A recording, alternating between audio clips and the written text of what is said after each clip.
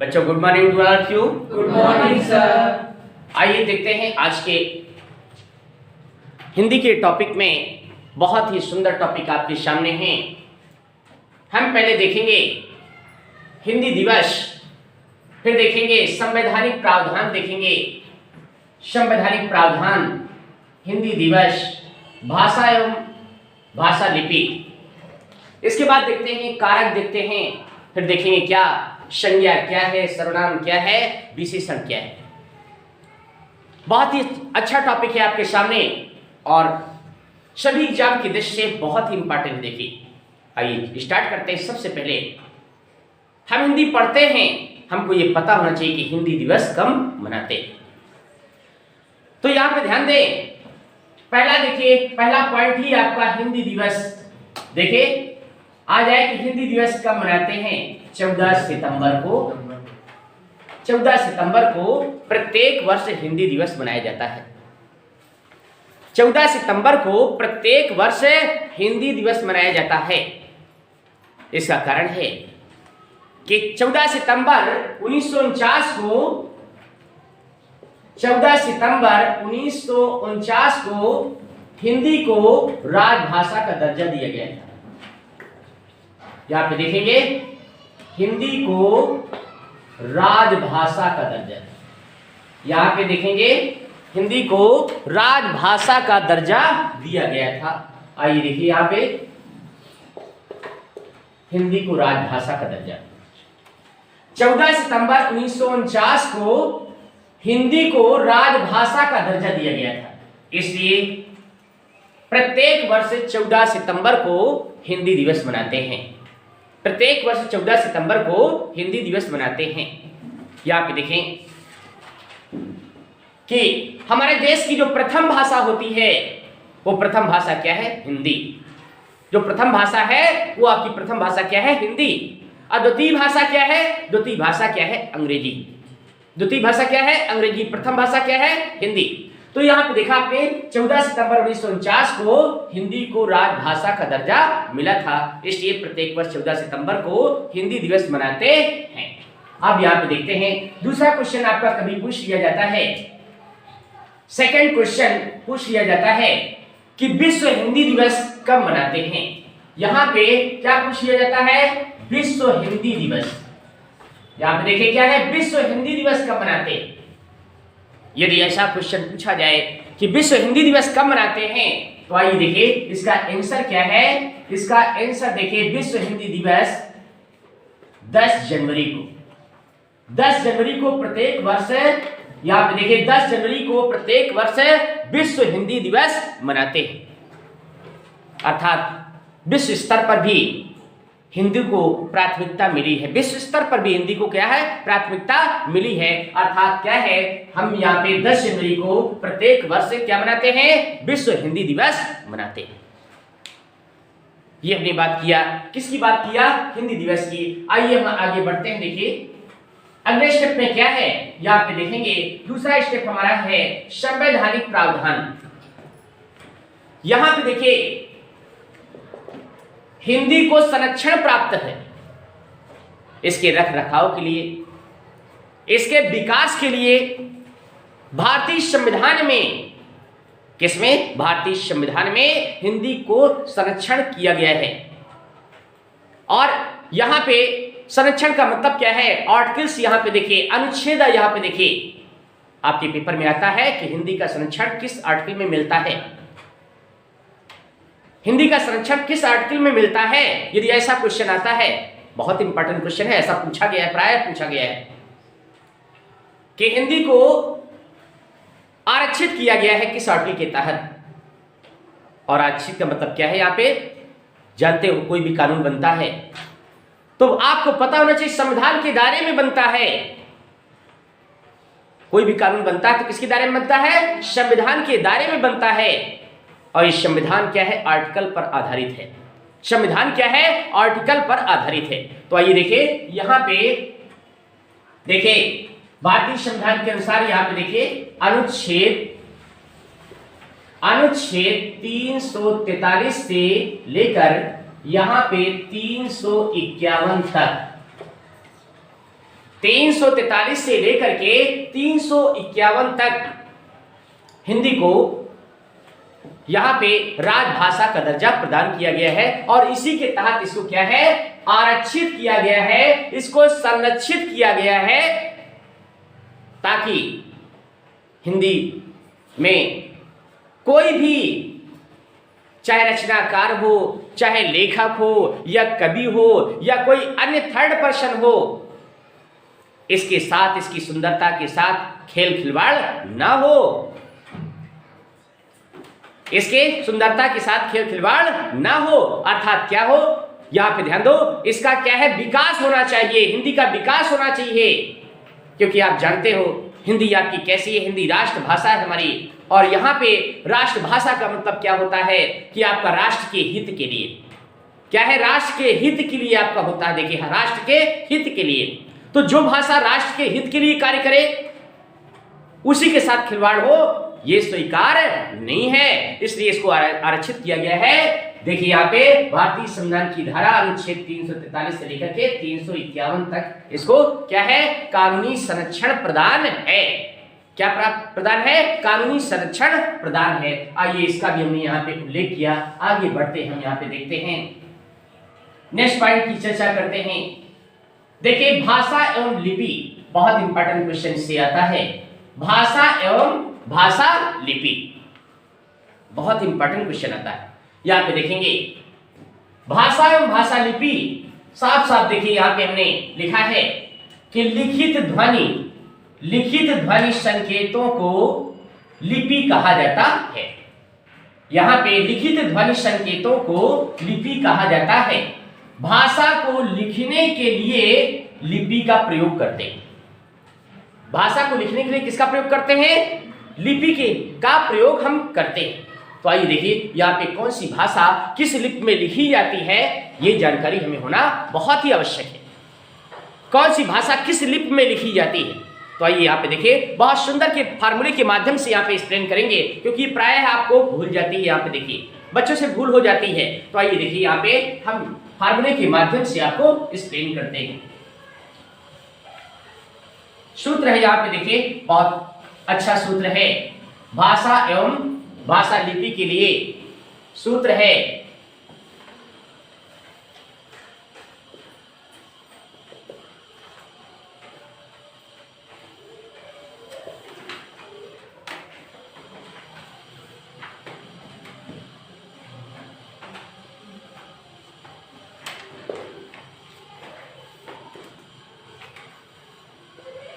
सूत्र है हिंदे पंग अंगारो यूडी फारसी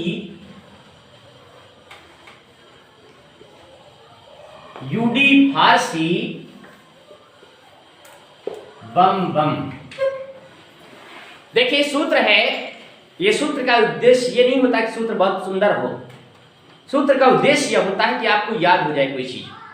तो आइए देखिए, हम उद्देश्य को सार्थक बनाते हैं। सूत्र हमारा है हिंदे पंगु अंगारो यूडी फारसी बम बम।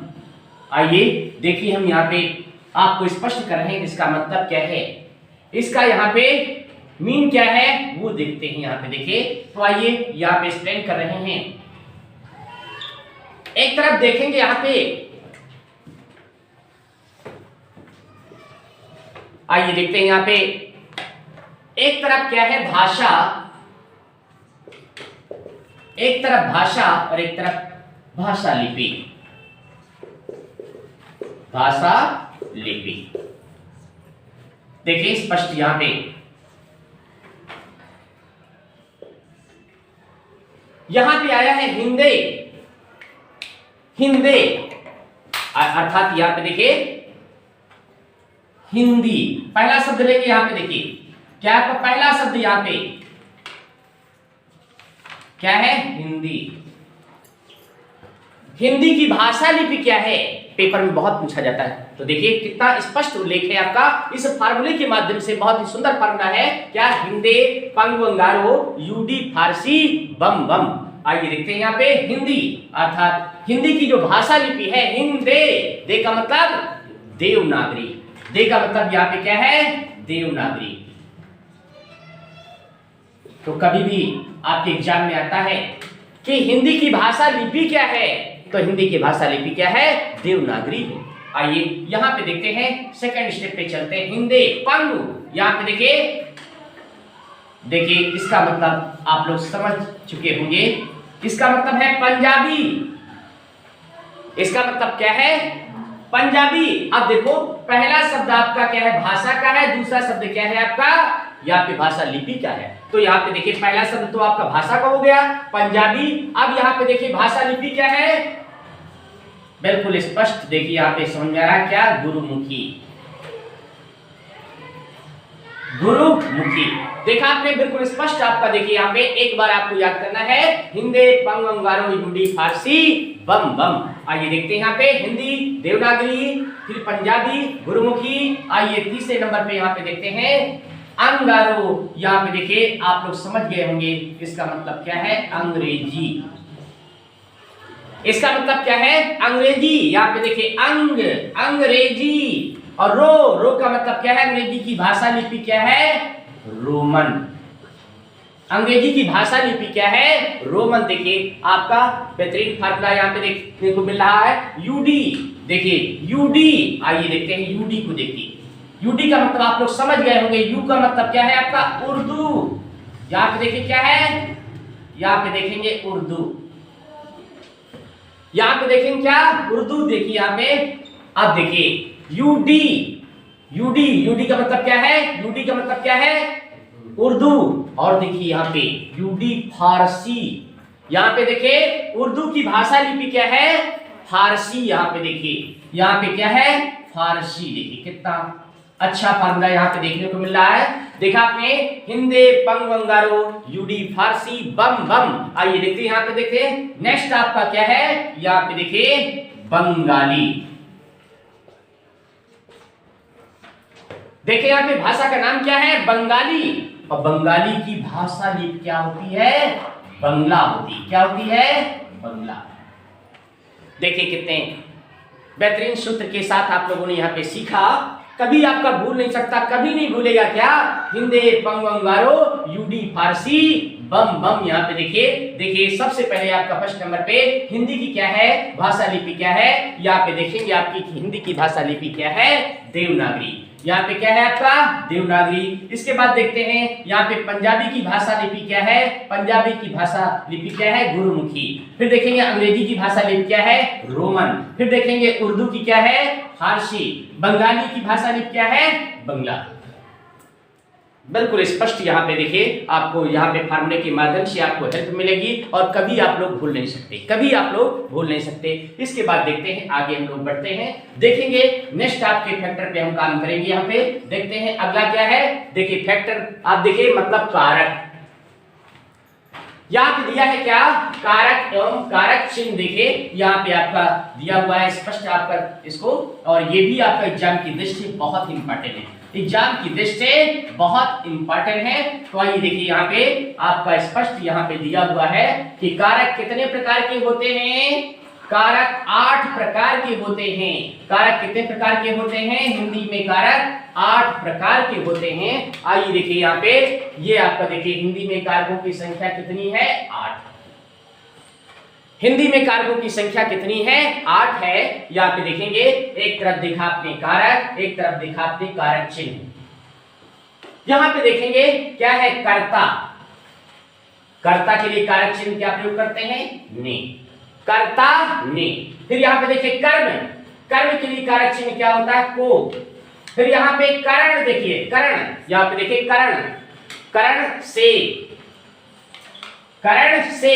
यहाँ पे देखिए संप्रदान, संप्रदान के लिए कारक चिन्ह क्या आता है? को के लिए। यहाँ पे देखिए फिर क्या है आपका? अपादान, यहाँ पे से, देखिए से यहाँ पर भी आया है और से यहाँ पर भी आया है, दोनों से में अंतर है। ये से का अर्थ क्या होता है? कोई चीज आपका साथ में लगा होना चाहिए, और ये क्या है आपका? अलग होने के लिए से है। जैसे पेन से पत्र लिखना, जैसे पेन से पत्र लिखना, तो यहां पे देखा आपने, यहां पे क्या आएगा? से आएगा। यहां पे क्या आएगा, यहां पे कारक कौन सा है, कर्ण। पेन से पत्र लिखना, यहां पे कौन सा है आपका, देखिए कर्ण है। और पत्ता पेड़ से गिरा, अलग हो गया, वो अलग हो गया पूरी तरह से। देखिए जहां पे अलग हो जाए तो वहां पे क्या आता है, अपादान आता है। वहां पे क्या आ जाए, अपादान आता है। तो इस तरीके से दिखाते हैं, अपादान से। फिर देखिए संबंध, का, को, के, ये आपके संबंध होते हैं। फिर देखिए अधिकरण, में, पर, ये आपके क्या होते हैं, अधिकरण होते हैं। संबोधन क्या होते हैं, हे, अरे, वाह, शाबाश आदि, ये क्या होते हैं आपके संबोधन होते हैं। तो ये आपको याद करना बहुत ही इंपॉर्टेंट है। देखिए ये आपका कारक और कारक चिन्ह आपके एग्जाम की दृष्टि से बहुत इंपॉर्टेंट है। आपके प्राय एग्जाम में, सभी एग्जामों में पूछा जाता है। यहाँ पे कारक, तो ये आपको बिल्कुल पूरी तरह से अच्छे से आप लोग तैयार कर लें। ये कारक कितने होते हैं, कारक आपके 8 होते हैं। कर्ता ने कर्म को करण से के द्वारा, संप्रदान को के लिए, अपादान से, संबंध का की के, अधिकरण में, पर, संबोधन हे, अरे, वाह, शाबाश आदि। आइए यहाँ पे हम व्याख्या करते हैं। अब चलते हैं क्या, व्याख्या करने हम चल रहे हैं क्या, यहाँ पे देखेंगे आपका, देखिए संज्ञा की व्याख्या करेंगे। संज्ञा, यहाँ पे हम व्याख्या करेंगे क्या, संज्ञा। देखिए संज्ञा आप लोग जानते हो सभी, बिल्कुल सामान्य चीज है संज्ञा। किसी व्यक्ति, वस्तु या स्थान के नाम को संज्ञा कहते हैं। क्या डिफिनेशन है, बहुत ही अच्छी डिफिनेशन है और आप सभी को आती भी है, लेकिन कोई सत्ता नहीं है। किसी व्यक्ति, वस्तु या स्थान के नाम को संज्ञा कहते हैं। देखिए स्पष्ट हो गया, किसी व्यक्ति, वस्तु, स्थान के नाम को संज्ञा कहते हैं। कोई लिखना चाहे तो लिख सकते हैं, किसी व्यक्ति, वस्तु, स्थान के नाम को संज्ञा कहते हैं। अब देखिए मेन क्या है, यहां पे देखेंगे संज्ञा, हमने बताया। अब क्या है, संज्ञा के भेद, संज्ञा के भेद या प्रकार, यहां पे देखेंगे संज्ञा के भेद। तमाम से रचनाकार कवि अपने अलग अलग ढंग से बताते हैं, लेकिन आपको बता दें संज्ञा मुख्य रूप से 3 प्रकार की होती है। संज्ञा मुख्य रूप से 3 प्रकार की होती है। आइए देखते हैं, और ये भी हम आपको बताएंगे सूत्र के माध्यम से। हम आपको बताएंगे किस माध्यम से, सूत्र के माध्यम से आपको बताएंगे कि संज्ञा के 3 मुख्य भेद कौन कौन से होते हैं। तो आइए देखिए, ये आपके सूत्र देखेंगे आप।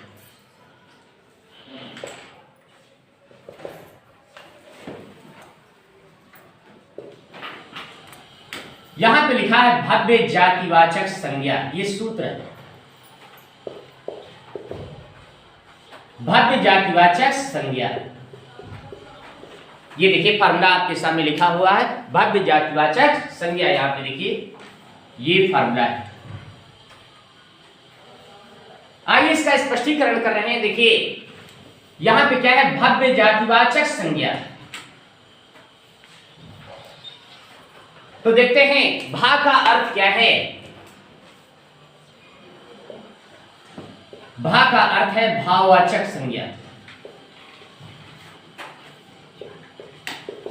भाववाचक संज्ञा,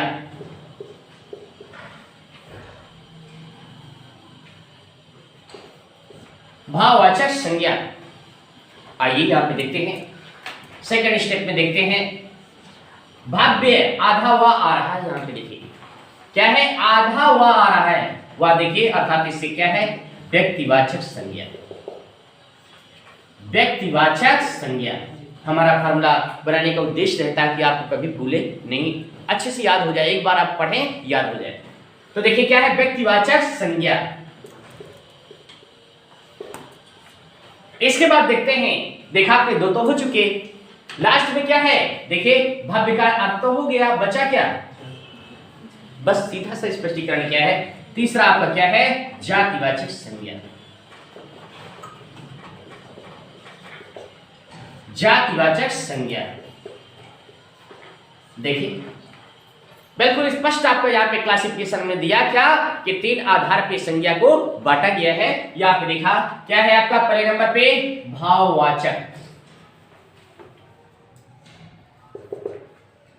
ये देखिए जरा से, स्पष्टीकरण यहां पे देखें। भाववाचक क्या है, इसके उदाहरण क्या होते हैं, एग्जाम्पल से कोई चीज क्लियर हो जाती है। भाववाचक देखिए, जैसे आपका मिठाई, या फिर आपका देखिए लड़कपन, क्या लड़कपन, या जवानी, या बुढ़ापा, ये सब किसके उदाहरण है? ये सब किसके उदाहरण है? भाववाचक संज्ञा के उदाहरण होते हैं। ये सब किसके उदाहरण है? भाववाचक संज्ञा के उदाहरण होते हैं। आइए हम देखते हैं यहां पे, अब देखेंगे क्या व्यक्तिवाचक संज्ञा। यहां पे देखते हैं क्या है व्यक्ति, नाम है आपका है व्यक्तिवाचक। व्यक्ति आपका देखिए, किसी का नाम राम अयोध्या के राजा थे, राम अयोध्या के राजा थे, देखा, तो यहां पे क्या है आपका, ये क्या हुआ? व्यक्तिवाचक संज्ञा। क्या है? व्यक्तिवाचक संज्ञा। किसी का नाम आपका दिया है, राम, रावण, रहीम, ये सब आपके क्या है? क्या है आपके यहां पे व्यक्तिवाचक संज्ञा। यहां पे देखिए, आइए देखिए, चलते हैं आगे। क्या? जातिवाचक संज्ञा। जातिवाचक संज्ञा क्या है? देखिए, कोई चीज आपकी एग्जाम्पल से क्लियर हो जाती है। जातिवाचक संज्ञा, नाम है जातिवाचक संज्ञा। जैसे बकरी है, भेड़ है, भैंस है, ये क्या है? जातिवाचक है। क्या है? ये जातिवाचक है। लड़का है, लड़की है, ध्यान दो, नदी है, देखा आपने, पहाड़ है, ये सब क्या है आपके? जातिवाचक संज्ञा के अंतर्गत आते हैं। किसके अंतर्गत आते हैं? जातिवाचक संज्ञा के अंतर्गत आते हैं। यहाँ पे देखो, हमने क्लियर आपका स्पष्टीकरण यहाँ पे किए। क्या संज्ञा क्या होता है? यहाँ पे देखिए, संज्ञा क्या है? किसी व्यक्ति, वस्तु या स्थान के नाम को संज्ञा कहते हैं। किसी व्यक्ति, वस्तु, स्थान के नाम को संज्ञा कहते हैं। और संज्ञा के आपके मुख्य कितने भेद होते हैं? 3 भेद होते हैं, जिसको हमने आपको फार्मूले के माध्यम से स्पष्टीकरण किया। भव्य जातिवाचक संज्ञा, यहाँ पे देखिए भा का अर्थ होता है भाववाचक संज्ञा, फिर आपका व्यक्तिवाचक संज्ञा, फिर यहाँ पे हमने स्पष्टीकरण क्या किया? जातिवाचक संज्ञा। चलिए अब इसी कड़ी में आगे हम बढ़ते हैं। यहाँ पे दूसरा स्पष्टीकरण करने जा रहे हैं। संज्ञा के बाद किसकी बारी आती है? सर्वनाम की। किसकी? सर्वनाम की। देखिए, आइए हम सर्वनाम को स्पष्टीकरण करेंगे। सर्वनाम,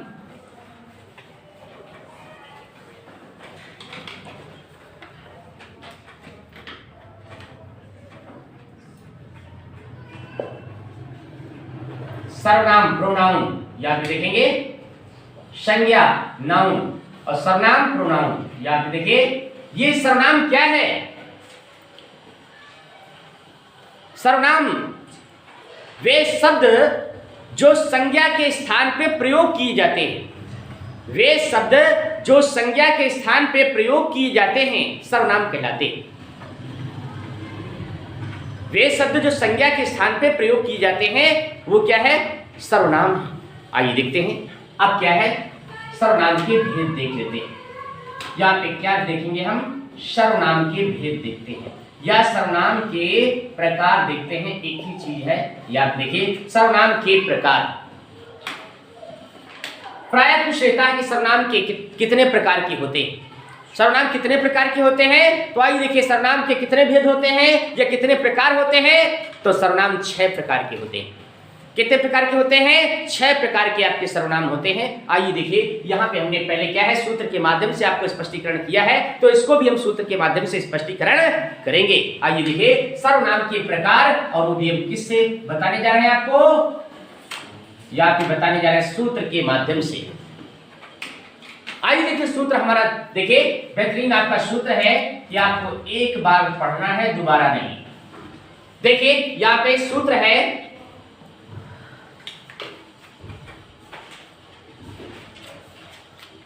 क्या लिखा है? अनिश्चयवाचक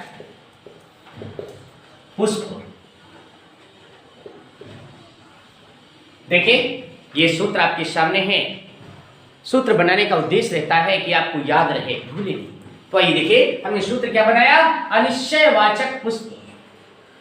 आइए इसको स्पष्ट कर रहे हैं हम, और एक बार आपको इसको पढ़ना है, दोबारा आप भूलेगा नहीं।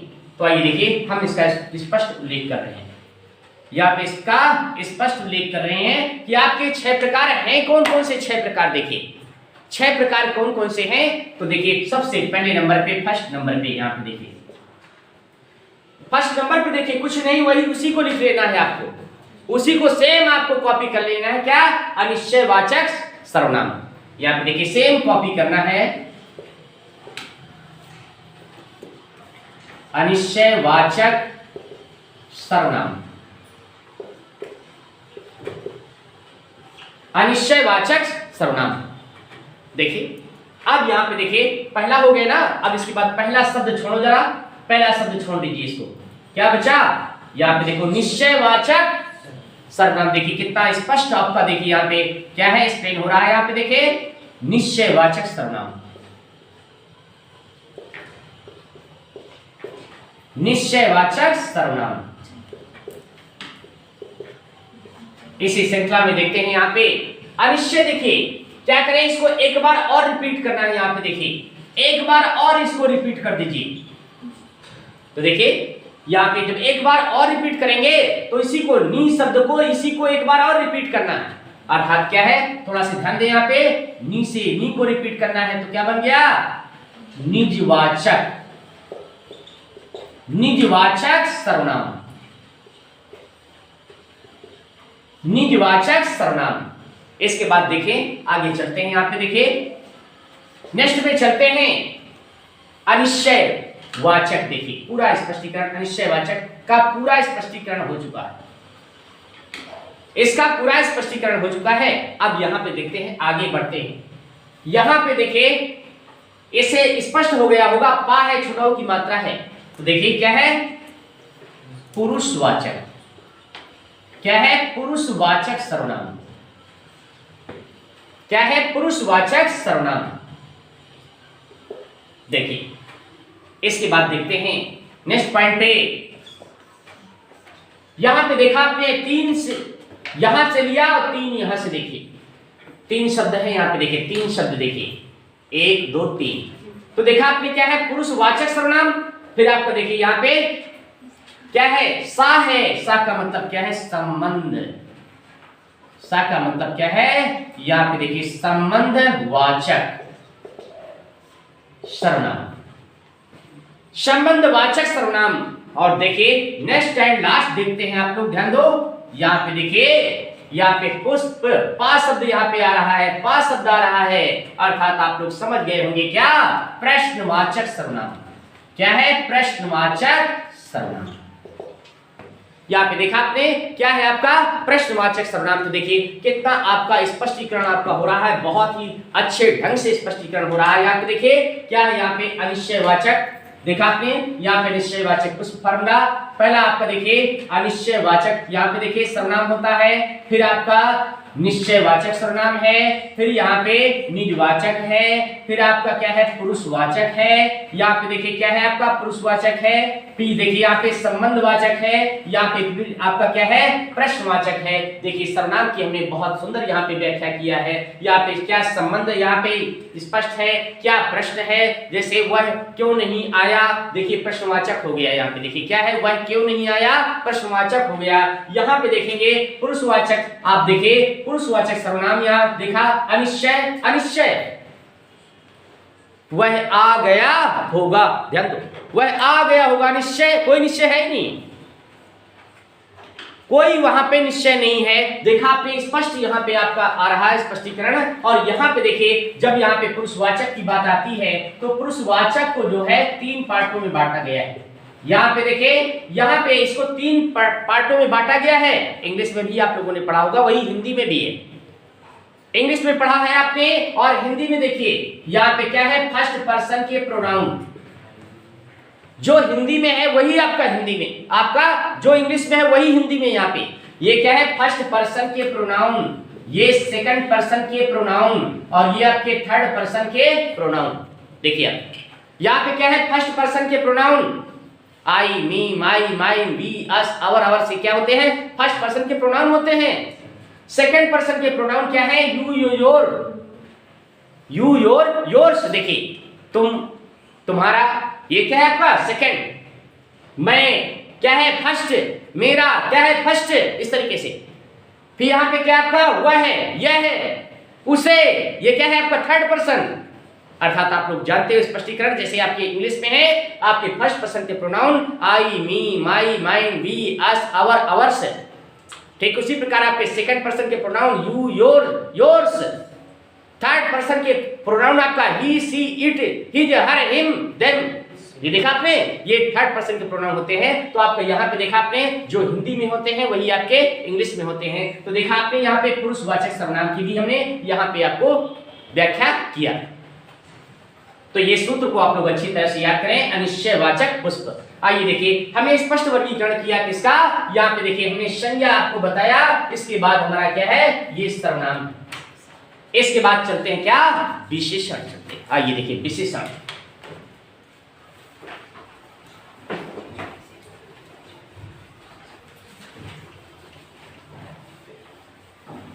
नाम ही से स्पष्ट होता है विशेषण, अर्थात जो संज्ञा या सर्वनाम की विशेषता बतलाए वो आपका विशेषण होता है। जो संज्ञा या सर्वनाम की विशेषता बतलाए वो क्या होता है, विशेषण होता है। देखिए स्पष्ट आपका हो गया, यहाँ पे देखा आपने स्पष्ट है विशेषण क्या है, जो संज्ञा और सर्वनाम की विशेषता बतलाए वो क्या है आपका विशेषण।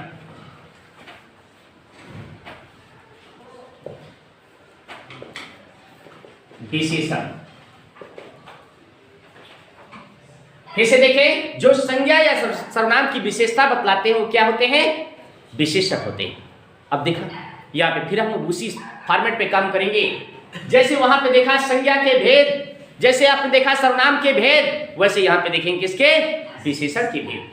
ठीक है ना, विशेषण के भेद या विशेषण के प्रकार यहाँ पे देखिए।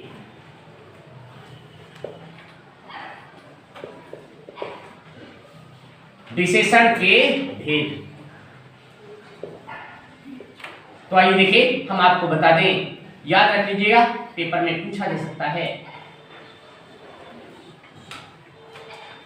जैसे हमने अभी आपको सर्वनाम बताए थे, ये आपका टेट एग्जाम में 2011 में पूछा गया था कि सर्वनाम कितने प्रकार के होते हैं, सर्वनाम कितने प्रकार के हैं। तो इस तरीके से आपसे पूछा जा सकता है, बहुत स्पष्टीकरण देकर के आपसे पूछा जा सकता है। तो आपको इनके नाम आपको पता होना चाहिए, नाम के साथ साथ संख्या पता होनी चाहिए, नाम के साथ साथ क्या संख्या कितने होते हैं। तो आइए हम आपको ये बता दें कि विशेषण आपके 4 प्रकार के होते हैं।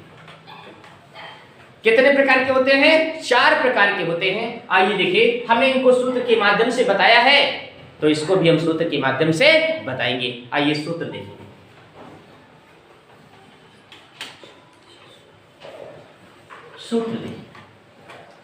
सूत्र देखिए, ऐसा फार्मूला कि भूलेगा नहीं कभी। सर्वगुण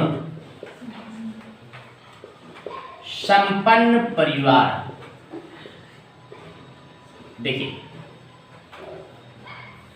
सर्वगुण संपन्न परिवार, देखिए ये आपका हमने क्या बना दिया, इसको फार्मूला बना दिया। सर्वगुण संपन्न,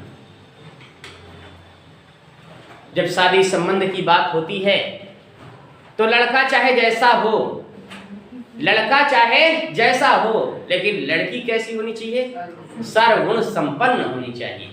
लड़की कैसी होनी चाहिए, सर्वगुण संपन्न होनी चाहिए। देखिए ये हमेशा हर व्यक्ति का प्रयास होता है, लड़का चाहे कुछ भी हो, ठीक है कुछ भी हो, लेकिन क्या है लड़की के क्या अपेक्षा रखते हैं, बहू की क्या अपेक्षा रखते हैं कि सर्वगुण संपन्न चाहिए। तो ये देखते हैं यहाँ पे, देखिए क्या विशेषता है यहाँ पे, देखिए देखा आपने सर्वगुण संपन्न परिवार। देखिए तो देखा आपने विशेषण किसे कहते हैं, जो संज्ञा सर्वनाम की विशेषता बतलाए वही आपका क्या है, विशेषण है।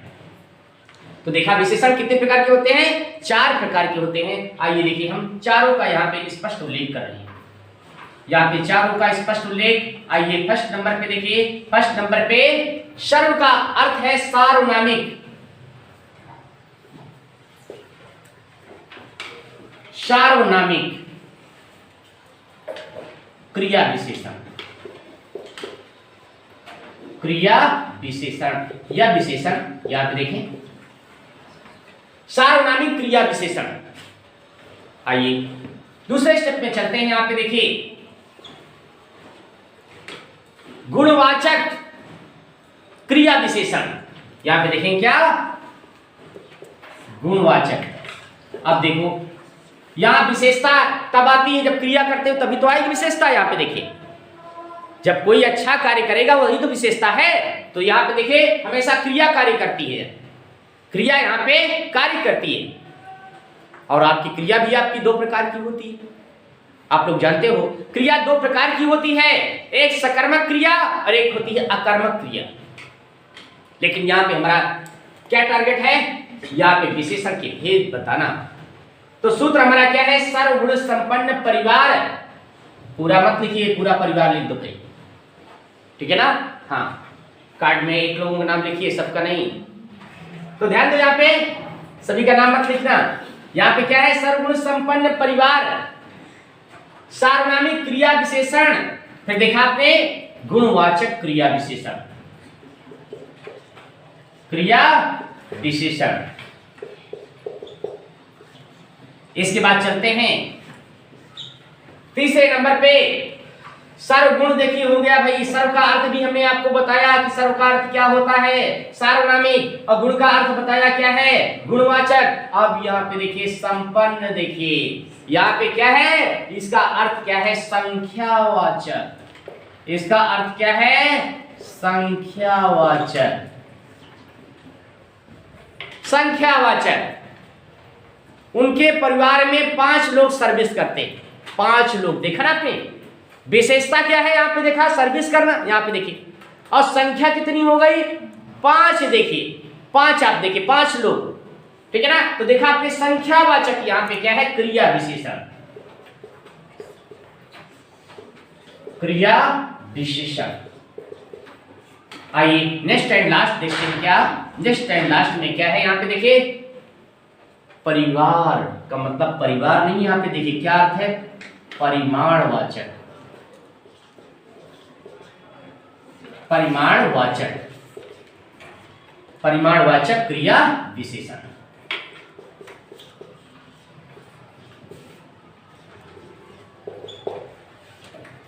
परिमाणवाचक आपका देखिए, परिमाणवाचक में आता है जैसे किसी चीज का परिमाण, मतलब जिसको हम नाप ना सके, ठीक है ना। जैसे थोड़ा शब्द, बहुत शब्द, ठीक है ना। थोड़ा शब्द, बहुत शब्द, कुछ इनका क्या है, निश्चित नहीं है, निश्चित नहीं है। देखिए ठीक है, तो वहां पे क्या आता है, परिमाणवाचक आपका क्रिया विशेषण। देखा आपने, बहुत स्पष्ट उल्लेख यहाँ पे क्या है, सार्वनामिक क्रिया विशेषण, गुणवाचक क्रिया विशेषण, संख्यावाचक क्रिया विशेषण, परिमाणवाचक क्रिया विशेषण। बहुत स्पष्ट यहाँ पे उल्लेख किया गया है। इसके पहले देखा आपने, हमने सर्वनाम को बताया है, हमने यहाँ पे संज्ञा को बताया है, और यहाँ पे आपका लास्ट स्टेप में किसको बताया है, विशेषण को। तो ध्यान दें, इसके बाद हम आपको बताएंगे, ये स्पष्ट उल्लेख करते हुए हम आगे आपको बताएंगे, क्या बताएंगे, आपको बहुत ही अच्छा टॉपिक बताएंगे, क्या